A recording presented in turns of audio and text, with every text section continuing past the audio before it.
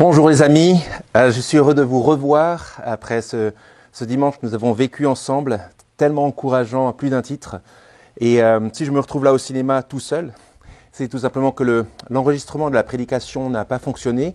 Alors désolé, je me retrouve là en face de la caméra et j'espère aussi en face de vous pour continuer notre méditation de l'Évangile selon Luc au chapitre 5 et au verset 1 à 11. C'est ce qu'on fait maintenant et on veut demander au Seigneur de nous conduire. On est en train de découvrir, d'être sur les traces du Sauveur. C'est le titre de notre série actuellement. Et l'idée, c'est de laisser Luc nous conduire pour nous montrer, c'est le Saint-Esprit de Dieu l'a conduit à faire cela, nous montrer qui est Jésus, ce qu'il est venu apporter et en quoi il est le Sauveur, de quoi il est le Sauveur, comment il est le Sauveur. Et on a commencé à le voir dans les 3 premiers chapitres de Luc, les 4 premiers chapitres. On médite maintenant sur la base de Luc 5, de 1 à 11. Quelle est selon vous l'idée principale, l'invitation principale de ce texte ? Si on regarde un petit peu le déroulement, on pourrait se dire que au verset 10, il y a une invitation centrale. Jésus dit à Simon, « Sois sans crainte, désormais tu seras pêcheur d'hommes. » On a compris dans le contexte, même si la pêche est miraculeuse, que la pêche dont Jésus parle, c'est tout simplement l'annonce du royaume de Dieu, l'invitation à tous les hommes d'entrer dans le royaume de Dieu, dont Jésus est le Seigneur, le Sauveur. Et pour cela, il semble mettre Pierre à l'œuvre. Et pas juste pêcheur de quelques hommes, mais le pêcheur des hommes de l'humanité. Inviter les gens de l'humanité entière à venir à Jésus, le Fils de Dieu, le Sauveur. Alors aujourd'hui, l'idée d'être des pêcheurs d'hommes, c'est-à-dire des hommes et des femmes qui appellent d'autres hommes et d'autres femmes à quitter leurs convictions de départ, leur religion de départ, leur philosophie de départ ou leur rien du tout de départ, pour s'attacher à Jésus-Christ, faire cela, les inviter à changer pour venir à Christ, aujourd'hui, ici, en France, c'est carrément politiquement incorrect. Pardon. Et voilà la logique qui modèle constamment notre temps, notre société, la politique, les médias et notre tête, même en tant que chrétien, qui a de l'impact décisif sur notre témoignage. Voilà l'axiome. Tout le monde est libre de ses convictions égales. Personne n'est légitime pour dire qu'il a trouvé la vérité. C'est juste dans ce bain-là que nous sommes constamment. Et des explications du monde, des explications de l'homme qui sont concurrentes au message de Jésus, il y en a beaucoup. Mais personne n'a le droit de dire, nous n'aurions pas le droit de dire qu'il faudrait quitter ces représentations-là, ces philosophies, ces religions, ces convictions, pour placer sa confiance en Jésus seul. Considérer Jésus comme ton sauveur personnel, c'est déjà très bien, tu peux le faire. Tais-toi et attends sagement que Jésus revienne. S'il revient, il semble dire qu'il revient. Mais dans ce bain-là, on nous dit que c'est la seule chose qu'on peut faire. On a peur, en résultat, d'ouvrir la bouche. Ou au mieux, on laisse la mission à quelques professionnels qui prennent les balles pour nous. Et puis nous, en tant que disciples, on attend tranquillement la venue de Jésus, maintenant qu'on a reçu l'Évangile. On a peur dans ce contexte-là. Mais je pense que Luc, en nous racontant ce que Jésus a fait et a dit, comment il a placé Pierre, Simon-Pierre, dans ce texte, c'est le même, c'est 2 prénoms qu'il a, comme moi je m'appelle Étienne et puis Jean, Simon-Pierre, comment Jésus place Simon-Pierre dans sa mission, nous aide à voir, grâce à la plume de Luc, conduite par l'Esprit de Dieu, comment nous pouvons prendre notre place. Si vous voulez, Luc remet nos idées en place et ravive notre sens des priorités. Et s'il fallait résumer l'ensemble de ce texte, c'est simplement que nous sommes constitués en tant que disciples des pêcheurs d'hommes. Des hommes qui pêchent d'autres hommes pour les faire entrer dans le royaume de Dieu. Des hommes qui invitent d'autres hommes à venir au royaume de Dieu. Mais c'est tout un cheminement pour Pierre.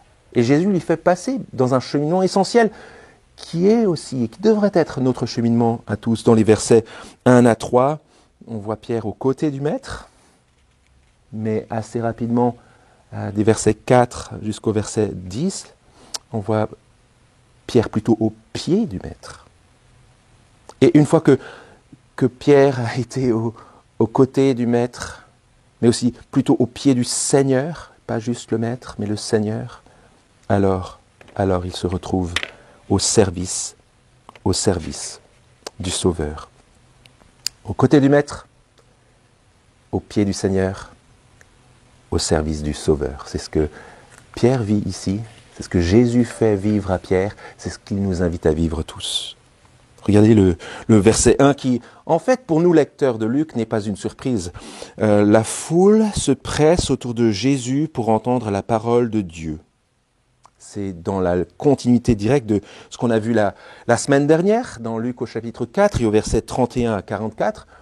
Jésus a fait des miracles extraordinaires, a repoussé les puissances du mal, de la maladie et de la mort, pour montrer sa puissance par sa parole, au point que nous comprenions que si c'est par sa parole qu'il accomplit ces miracles, nous désirons écouter sa parole, écouter ce qu'il dit dans le contenu de ses dires. C'est la raison pour laquelle Jésus, à la fin, alors que tout le monde voulait qu'il continue à rester à côté d'eux pour faire des miracles, il avait dit la chose suivante: il faut aussi que j'annonce aux autres villes la bonne nouvelle du royaume de Dieu, car c'est pour cela que j'ai été envoyé. Jésus est en train de pêcher des foules, d'inviter des foules par sa parole à venir dans le royaume de Dieu. Aussi faut-il écouter cette parole. Mais les miracles puissants de Jésus sont des indicateurs, des pointeurs vers la parole de Jésus. Et c'est ce que Jésus est en train de faire. Les foules qui sont là ont soif. Un maître puissant qui appelle des hommes et des femmes à venir à Dieu. Et ça marche. Vous voyez l'effet, hein, c'est des foules. C'est ce qu'on pourrait appeler l'effet 4.32, parce que si on regarde au chapitre 4, verset 32, on avait déjà la foule qui était frappée de son enseignement, car il parlait avec autorité. L'effet 4.32 fonctionne encore ici. Les foules sont là, elles ont soif, et elles s'assemblent autour de Jésus au point que Jésus doive monter sur une barque. Il monta dans une barque qui était à Simon, verset 3, et il lui demande de s'éloigner un peu, et là, de la barque, il enseigne les foules. Alors ce n'est pas uniquement lié à la foule, sans doute, au nombre de personnes qui ont soif, qui viennent boire les paroles de Jésus, mais c'est aussi tout simplement parce que l'eau est une sorte de porte-voix très efficace qui permet de mieux entendre ce qui est dit. Je vous laisse faire l'expérience à vos prochaines vacances à la mer. Des foules, il y en a beaucoup autour de nous aussi aujourd'hui. Il n'y a que ça d'ailleurs, des foules qui ont soif de trouver la paix, de trouver le bonheur, de trouver du sens à la vie, de vouloir trouver de la justice sociale. La soif est grande, et qu'elle soit dite d'une manière plutôt violente ou cachée en soi, la soif est là. Et la multiplicité des convictions politiques, philosophiques, religieuses, et le succès relatif de tous ces systèmes sont des signes de cette soif humaine. S'il n'y avait pas cette soif, ces choses-là ne marcheraient pas. Une soif humaine, toujours inassouvie. Alors imaginez qu'un leader comme Jésus vienne. Imaginez qu'un leader à la manière du Messie. Alors on se cherche des Messies encore aujourd'hui, pas le footballeur, le sauveur. On se cherche des sauveurs. On se cherche, pour le dire autrement, des leaders, des chefs providentiels. Imaginez que vous reveniez d'un meeting où le propos était captivant, l'aura de la personne était particulière. Et puis vous dites en rentrant, j'y étais, on buvait ses paroles. Ce qu'il disait avait du sens, ça visait juste, ça s'adressait correctement à mes soifs. C'est exactement ce qui se passe dans notre texte ici. Le Maître est là. Et Simon-Pierre est dans cette dynamique-là. Il vient de voir juste avant sa belle-mère être miraculeusement délivrée de sa fièvre en une parole de Jésus. Et là, le maître, le grand maître, Jésus, lui demande s'il peut venir dans sa barque. Quelle fierté pour Pierre d'être un auditeur d'un maître comme Jésus, d'être même à ses côtés, très proche. Il est venu dans sa maison. Et puis en plus, lorsque ce maître, Jésus, te sollicite, il monte dans la barque de Simon. Sans trop pousser l'image, parce que c'est quelque chose qui s'est vraiment passé, on peut quand même se dire que c'est un petit peu ce qui s'est passé lorsque Jésus est entré dans notre vie, dans la barque de notre vie. Quelle fierté! La première fois où nous avons réalisé qui est Jésus, le grand maître, le grand prophète envoyé par Dieu, qui parle de Dieu comme personne d'autre. Il est Dieu lui-même, qui révèle le cœur de Dieu d'une manière unique et indépassable. Quelle fierté, quelle volonté de le servir lorsque nous avons accepté, reçu Jésus dans la barque, dans notre vie. Quelle fierté. Au point d'oublier, parfois, ou peut-être plus souvent que ce qu'on voudrait, qui est exactement celui qui est entré dans notre vie. Le Sauveur, un grand maître, qu'il fait bon écouter, mais qui est celui qui entre vraiment dans notre vie? C'est la première leçon de Jésus pour Simon-Pierre. Il lui révèle qui il est vraiment, pour que Pierre ne l'oublie jamais. Et si ça nous est rapporté, c'est pour que nous l'oublions jamais. Alors, bien sûr, Pierre, au début, là, dans les 3 premiers versets, est aux côtés du Maître.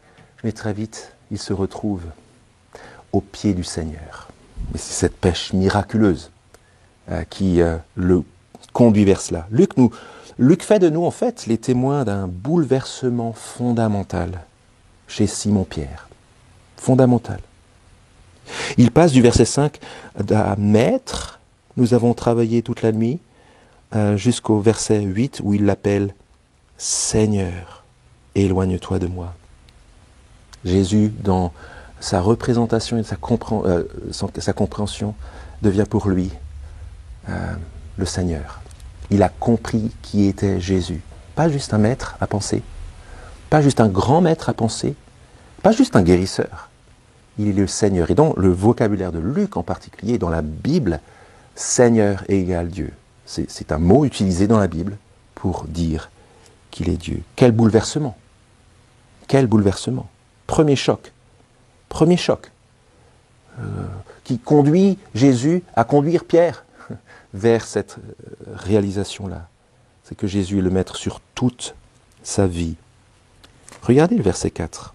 Après avoir parlé, Jésus dit à Simon, « Avance en eau profonde et jetez vos filets pour pêcher. » Vous voyez un peu ce qui se passe là, avec Simon qui répond « Maître, nous avons travaillé toute la nuit sans rien prendre. » C'est que Jésus, en entrant dans la barque de Simon-Pierre, ne lui demande pas juste un service pour continuer à faire ce qu'il est en train de faire. Il est en train d'empiéter sur le territoire de Pierre. Il est en train de lui communiquer que ce n'est pas juste une partie de la vie de Pierre qu'il veut, c'est toute sa vie. Il a un mot à dire à toute sa vie. Alors, peut-être Pierre se serait dit « Seigneur Jésus, tu es le maître, tu parles bien, mieux que quiconque, tu es charpentier. Et maître à penser, oui, mais le pêcheur dans cette barque, c'est moi. Tu n'es pas pêcheur. » Peut-être que c'est ce qui lui a traversé la tête. Mais si Jésus lui demande d'accomplir quelque chose dans son domaine de compétence et dans un contexte dans lequel, dans son domaine de compétence, il a été dépassé, nous avons péché toute la nuit sans rien prendre, Jésus est en train de lui montrer qu'il est le roi et le maître, pas juste un maître à penser, mais le maître de sa vie entière.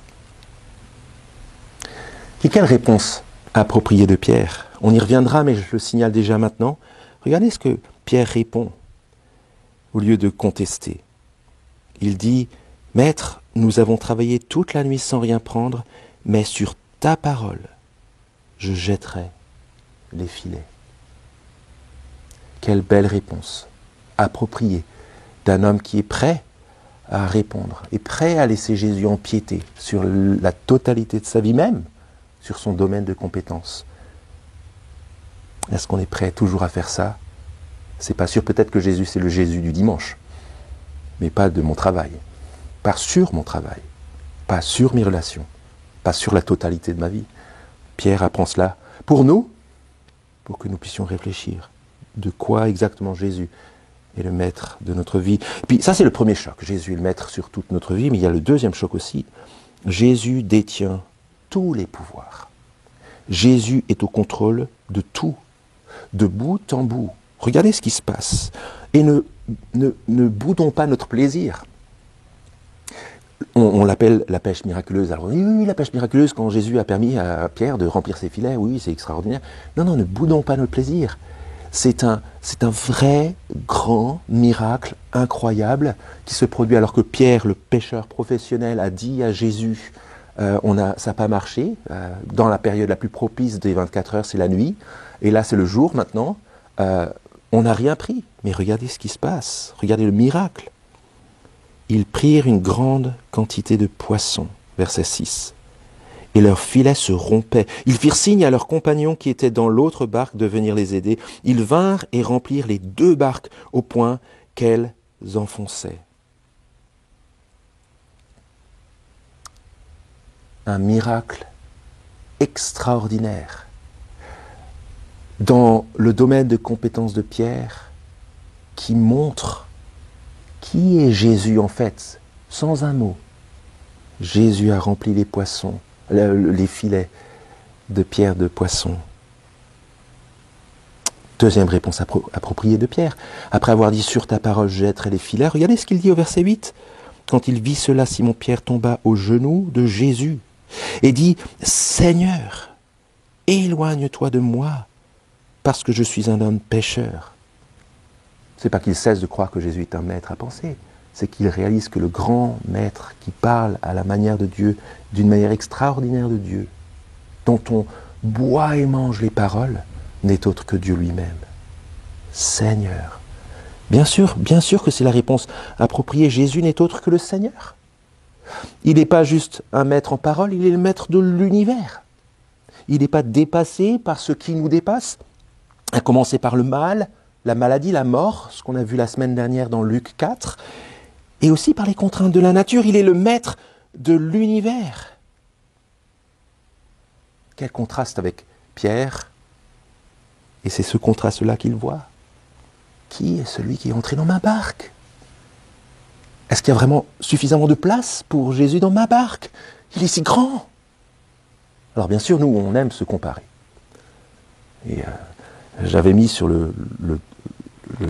l'écran ici, je vais demander si c'est possible qu'on le fasse aussi sur le montage du film YouTube, différents carrés. Vous voyez ces carrés-là, qui ont différents niveaux de blancheur. Le premier, en comparaison avec le noir, il a l'air blanc. Mais si on rajoute un carré plus blanc, il a l'air moins blanc, le premier carré. Et puis si on en rajoute un qui est encore plus blanc, il est moins grand. On aime se comparer. On aime se comparer, se sentir plus blanc que les autres, d'une manière ou d'une autre. En tout cas pour se repérer, en tout cas pour se rassurer, pour se dire qu'on n'est pas si mal. Et l'élément de comparaison est un élément essentiel pour cela. Mais regardez, par rapport au cadre général, la blancheur du cadre général rappelle à quel point même le plus blanc des plus blancs n'est pas suffisamment blanc devant Jésus. L'effet entre le dernier carré ici, qui a l'air blanc, et qui n'est pas si blanc que ça par rapport au cadre, bien sûr que c'est ce que Pierre ressent ici. Un homme qui traverse sa vie, qui a son activité professionnelle, qui n'est pas loin de Jésus, ou à côté de Jésus, du Maître, et qui réalise tout d'un coup qu'il n'est pas si blanc que ça, devant la blancheur et l'éclat et la grandeur et la puissance de Jésus. Éloigne-toi de moi, Seigneur, parce que je suis un homme pécheur. Autre comparatif plus trash. Nos photos, on pourrait mettre nos photos en comparaison avec d'autres personnes. Là, j'ai mis des personnes connues, mais ça pourrait être dans la société, autour de nous, des amis, des membres de la famille, des collègues. On aime bien se comparer. Je suis mieux que lui, je suis quelques échelons au-dessus, ou lui, il est un petit peu quelques échelons au-dessus, j'ai du mal à me situer, ou je me situe quand même pas si mal entre les deux. Pierre, lui, face à Jésus, et nous, à la suite de Pierre, face à Jésus, réalisons à quel point personne ne passe. Personne n'est assez pur pour entrer dans la présence du Dieu 3 fois saint. C'est l'effet Ésaïe 6 qu'on a lu au début du culte. Saint, saint, saint est l'Éternel, le Dieu des armées. La terre est remplie de sa gloire. C'est ce qu'Ésaïe entend dans Ésaïe 6, alors qu'il ne voit qu'un pan du manteau qui remplit l'ensemble du temple de Jérusalem.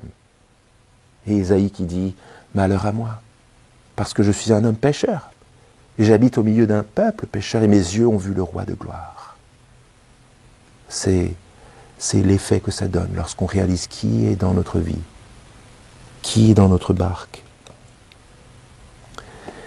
On doit vouloir se connaître qui nous sommes dans notre identité. Mais on ne se connaît véritablement que lorsqu'on a connu Dieu tel qu'il est. C'est l'expérience fondamentale de Simon-Pierre ici. Une expérience indépassable. Et c'est là qu'on retombe à notre place. Nous ne valons pas plus les uns que les autres devant Dieu. Nous avons la même valeur devant Dieu. Nous sommes tous pécheurs devant Dieu. Et nous sommes invités par Dieu à rentrer dans sa présence. C'est le sens de Jésus, le Seigneur, dans la barque de Pierre. Mais cette prise de conscience est essentielle. Elle est la leçon centrale de ce texte. Jésus est le Seigneur. Le Dieu vivant et vrai, saint, parfait, juste, éternel. Comment ne pas conclure avec Simon, Pierre et Ésaïe, le prophète, au chapitre 6 d'Ésaïe ? Éloigne-toi de moi, parce que je suis un homme pécheur, Seigneur. Comment ne pas se sentir petit, inapproprié, inutile alors que même dans son domaine d'expertise, il n'avait pas réussi, alors que Jésus, sans dire un mot, a fait réussir son œuvre sans avoir besoin de lui. Comment ne pas se sentir inapproprié, inutile, nu, pécheur, face à qui est Jésus et face à ce qu'il peut faire. Spectateur, oui. Acteur, non. Je suis inapproprié. À quoi peut servir un pauvre gars comme Simon, Pierre, dépassé dans son propre domaine d'expertise? Si vous étiez recruteur, en plus recruteur pour le royaume de Dieu, pour inviter les gens, pour pêcher les gens, pour les inviter à venir dans le royaume de Dieu, vous choisiriez Pierre, un homme qui est si petit, si inapproprié, si nu? La réponse de Jésus est sans ambiguïté. Et on le voit dans la suite. Regardez le verset 10. Bien sûr que ses amis, Jacques et Jean, ses collaborateurs et associés, sont aussi dans la crainte, mais Jésus lui dit, « Sois sans crainte, désormais tu seras pêcheur d'hommes. » Sois sans crainte. Et c'est ce qui nous conduit, aux derniers deux versets, depuis la deuxième partie du verset 10 au verset 11. Après avoir été aux côtés du Maître, Pierre réalise qu'en fait, il est aussi au pied du Seigneur. Et c'est grâce à ce cheminement que Jésus le met au travail, met Pierre au service du Sauveur. Et Jésus n'en veut pas d'autre que ces hommes qui ont réalisé, j'y reviendrai dans quelques minutes, ont réalisé qu'ils sont pauvres. Il est venu, on l'a vu au chapitre 4, pour annoncer la bonne nouvelle aux pauvres. Pas les pauvres financièrement, parce qu'on peut être pauvre financièrement et éminemment orgueilleux. Non, il est question là des pauvres dans leur esprit, des pauvres qui se savent pauvres, nus, inappropriés, pécheurs, comme Pierre dans cette barque. Et c'est ces gens-là que Jésus est venu sauver, et c'est ces gens-là que Jésus est venu placer avec lui au travail, pour lui au travail, au service du Sauveur. Quand tu pensais avoir embarqué Jésus avec toi dans ta vie, et qu'en fait tu réalises que Jésus, c'est lui qui t'a embarqué dans son royaume. Tu pensais l'avoir à tes côtés et tu te retrouves dans son royaume. Bien sûr que la barque est trop petite pour Jésus, mais Jésus a décidé d'y venir pour aider Pierre à réaliser qu'il n'est pas question de ce que Pierre fait, mais de ce que Jésus fait. Il y a quelque chose d'humiliant ici, mais humiliant dans le sens positif, nécessaire, essentiel pour la vie chrétienne, pour la vie dans ce monde, dans cette humanité-là, pour la vie devant Dieu et pour le service du Sauveur. Jésus appelle un homme impuissant, pécheur, dont il n'a même pas besoin. Et il décide de le mettre au travail dans son œuvre à lui. Parce que tout s'éclaire. Dès le début, on voyait que Jésus, en fait, on a compris assez rapidement qu'il était déjà en train de pécher des foules, de les inviter dans le royaume de Dieu. Ces hommes et ces femmes qui viennent à lui avec la soif de vraie vie. Il était déjà en train de faire ça. Donc en fait, tout s'éclaire parce que depuis le début, il n'était pas question de Pierre ou de ce que faisait Pierre. Il était question de Jésus et de ce que fait Jésus, de ce qu'il est en train de faire. Jésus, dans le premier siècle lorsqu'il est venu, et encore maintenant dans le monde entier, à Paris, en France, dans le monde, est en train de pécher, c'est-à-dire d'appeler beaucoup d'hommes et de femmes dans son royaume. J'insiste, beaucoup. C'est pas juste de la pêche à la ligne, c'est la pêche au filet. Jésus veut beaucoup de gens dans son royaume. Et pour cela, il installe une équipe. Tous ceux qu'il a appelés, qu'il a sauvés, il les met au travail. Alors dans le groupe de semaine, la semaine dernière, on suit le livre des Actes, le deuxième livre que Luc a écrit dans la Bible. Et dans le livre des Actes, on s'était posé la question avec le groupe de semaine, si en voyant Paul, un autre apôtre de la garde rapprochée de Jésus, en train d'être témoin de Jésus, on s'était demandé, est-ce que tout ce que Paul fait, est-ce que son ministère de témoin de Jésus, nous-mêmes, on est appelés à le faire? En fait, je me dis que peut-être dans un coin de nos têtes, on aimerait bien que la réponse soit non. Il y a des professionnels qui s'occupent de pêcher des gens, d'inviter des gens, de prendre des risques, de se prendre des balles pour nous, si jamais ça se passe mal. Puis nous, on regarde dans les coulisses. On les aide, hein, un peu comme Pierre dans la barque. Mais en fait, dans toute la Bible, dans les évangiles déjà, et dans l'ensemble du Nouveau Testament, il est bien attesté que tous les disciples de Jésus, tous les membres de son peuple sont invités à devenir pêcheurs d'hommes. On a le motif suivant. On a Pierre ici, seul. Bien sûr que Pierre est visé spécifiquement dans ce texte, mais déjà autour, il y a ses collaborateurs, qui deviendront les 12 apôtres, la garde rapprochée de Jésus, auquel Paul sera ensuite ajouté.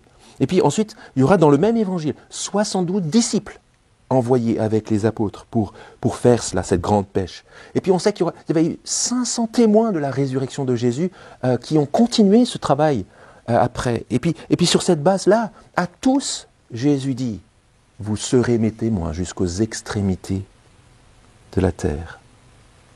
Alors Pierre est un apôtre, c'est-à-dire un homme spécifiquement choisi par Dieu, par Jésus, pour fonder son Église et pour conduire par son enseignement l'Église dans la foi en Jésus. Mais les apôtres, Pierre en tête, ont eu un rôle particulier, celui d'équiper chaque disciple pour la mission de la pêche au filet, largement sur la terre. Et ce que le Seigneur Jésus apprend à Pierre dans ce texte, il nous l'apprend à tous. C'est à nous qu'il l'apprend. Qu'est-ce qu'on devrait réaliser là, au service du Sauveur? D'abord qu'il ne suffit pas juste de côtoyer Jésus de loin, de l'embarquer dans notre vie. C'est la première étape qu'on a tous franchie. dans la terminologie, on dit on a ouvert notre cœur à Jésus, ou on lui a donné notre cœur, ou il est entré dans ma vie, Jésus est-il entré dans ta vie? C'est tout ce qu'on a fait chacun. Mais c'est le premier stade auquel on ne peut pas rester. Jésus n'est pas juste le maître qu'on écoute, il est le Seigneur. Il est nécessaire de se rappeler, comme Pierre ici dans la barque, qui est celui qui nous a appelés? Qui est celui qui dans notre vie, dans notre barque? Il est le maître, oui, mais le Seigneur, Dieu lui-même, le roi des rois et le Seigneur des seigneurs, qui nous embarque lui-même dans son royaume et dans sa mission. Ce basculement de Pierre dans ce texte doit être le nôtre quand tu penses avoir embarqué Jésus dans ta vie et que tu réalises que c'est lui qui t'a embarqué dans son royaume et dans sa mission. Troisième chose, il est nécessaire qu'on réalise ensemble avec Pierre à quoi il nous appelle. Je viens de dire à la mission, on appelle ça la grande pêche miraculeuse, dont Jésus est le maître incontesté, dont Jésus est le Seigneur de cette pêche miraculeuse. Alors on aurait tort de limiter la pêche miraculeuse à ces quelques récits ici, de poissons qui sont rentrés d'une manière extraordinaire au point que les barques enfoncent.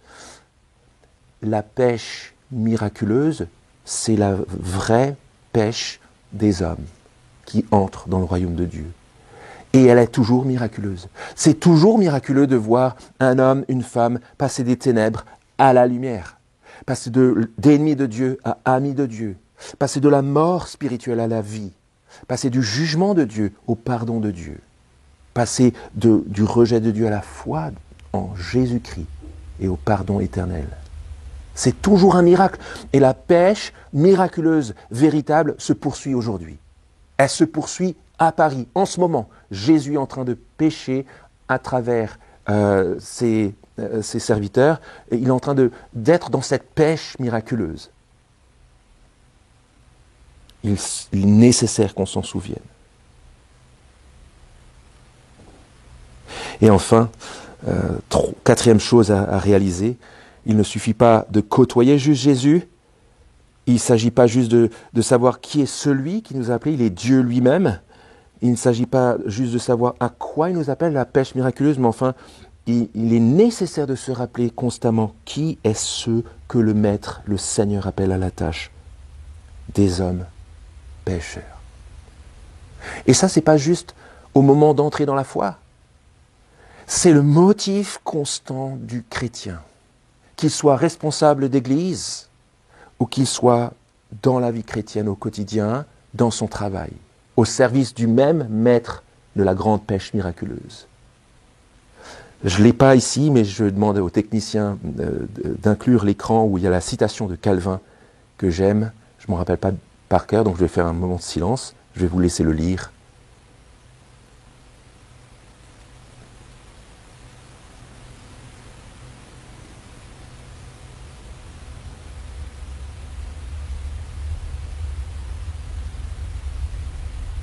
Comme le dit Calvin, il est nécessaire de se retrouver nus pour que nous soyons revêtus. C'est notre histoire. Et il est nécessaire qu'on se souvienne que les pécheurs d'hommes sont avant tout des hommes pécheurs. C'est essentiel. Alors on peut faire le jeu de mots en français, il n'est pas dans le texte ici, mais je le répète, ceux qui pêchent des hommes, les pécheurs d'hommes, sont avant tout des hommes qui pêchent, du mot péché, qui font le mal et qui se savent pardonner, à qui Dieu a dit « sois sans crainte ». C'est nécessaire parce qu'il ne s'agit pas d'être des donneurs de leçons, il s'agit d'abord d'être des objets de la grâce et de l'amour et du pardon de Dieu pour pouvoir bien parler de la grâce, de l'amour et du pardon de Dieu aux autres. Il est nécessaire de se souvenir que nous sommes pécheurs dépendants, d'avoir les frissons de Pierre dans ce texte. « Seigneur, éloigne-toi de moi parce que je suis un homme pécheur », pour qu'on se souvienne que nous sommes appelés à la vie sainte. Pas juste les responsables d'église. Bien sûr, on a besoin de responsables d'église qui cherchent cela à la manière de Pierre. Mais c'est le cas de tous les chrétiens. Nous sommes pardonnés et nous vivons la vie sainte qui plaît à Dieu. Conscient de sa grâce, conscients de sa sainteté, nous voulons vivre dans la vie sainte, conscients de notre inadéquation, nous sommes conscients que lui fait tout par nous, conscients de la grâce qu'il nous a faite de vivre la vie qui lui plaît et qui découle de lui constamment, conscients du fait que si nous péchons, si nous jetons le filet, si nous invitons des amis autour de nous, dans notre famille, parmi nos amis, parmi nos voisins, parmi nos collègues, à venir dans le royaume de Dieu, c'est lui qui agit dans les cœurs, et pas nous. C'est l'effet, verset 8, indépassable. Seigneur, éloigne-toi de moi, parce que je suis un homme pécheur. C'est dans cette prise de conscience-là, essentielle, que Jésus nous appelle, avec Pierre, à la suite de Pierre. En regardant ce qu'il a fait dans la vie de Pierre, Jésus nous dit « Sois sans crainte. Désormais, vous serez, tu seras pécheur d'hommes. Sois sans crainte de ton inadéquation. Je le savais en te pardonnant. Et je te mets au travail. Sois sans crainte devant les hommes et leur résistance. Je les connais, ces résistances. Mais j'appelle des hommes et des femmes dans ma puissance à venir dans mon royaume. Ne crains pas les hommes et leur résistance. Sois sans crainte de l'immense tâche à accomplir. La pêche miraculeuse se continue et j'en suis le Seigneur et le Maître. Sois sans crainte. Travaille. On en arrive à la conclusion de notre propos, qui n'est autre que la conclusion du propos de Luc. Regardez la conclusion du verset 11. Alors, ils ramenèrent les barques à terre, laissèrent tout et le suivirent. C'est si logique si on comprend qui est celui qui est dans notre barque, qui est celui qui nous appelle. Qu'est-ce que Jésus le Seigneur, le Roi, le Dieu vivant est en train de faire dans le monde? Bien sûr que la réponse est de tout laisser de le suivre. Nous sommes sur les traces du Sauveur et au service du Sauveur. C'est le titre de notre série. C'est le titre qui correspond à l'intention de Luc, de nous dépeindre le Sauveur pour que nous le suivions. Alors, qu'est-ce que ça veut dire? Ils laissèrent tout et le suivirent pour nous aujourd'hui. Peut-être qu'il y en a parmi nous, peut-être qu'il y en a qui nous écoutent là, sur YouTube, qui se sont demandés ou qui commencent à se demander si ce serait pour eux le moment de quitter leurs conditions pour commencer à faire des études de manière à servir Dieu à plein temps, dans une mission, au loin comme au près, dans une église, ici en France, à Paris, ou en Europe, ou ailleurs dans le monde, et qui veulent laisser de côté leur vie actuelle pour se lancer dans le ministère à plein temps. Alors pour ces gens-là, c'est un appel particulier. Ils laissèrent tout et le suivirent, c'est tout laisser égale tout laisser pour eux.